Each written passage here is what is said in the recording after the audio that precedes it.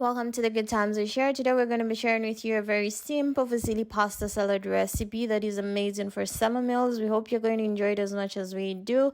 So for a portion of two, you're going to cut a large tomato, sprinkle some olive oil and salt on it. Then you're going to put it into the microwave for about 3 to 5 minutes on the grill option, depending on how much you like your tomatoes cooked.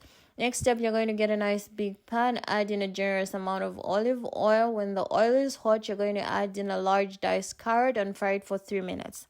After that 3 minutes, you're going to add in a handful of cut green beans and fry the vegetables together for a further 2 minutes. After that 2 minutes, you're then going to add in half a cup of frozen peas and fry the vegetables together for a further 5 minutes, after which your vegetables will be cooked and you can add in your preferred amount of black olives, which you're going to mix together with the vegetables over the heat for a minute, and then you're going to set everything aside to cool. Next step is your pasta. Add salt to taste, 200 grams of fusilli pasta, boil it until it's al dente.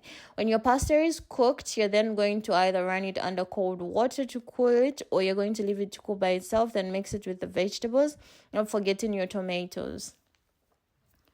When you mix everything, make sure everything is everywhere and everybody is touching everybody in that nice big pan.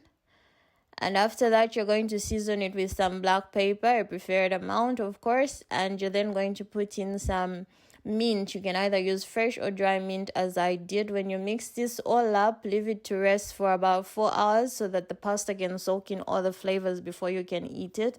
Buon appetito a tutti. Until next time, it's bye-bye.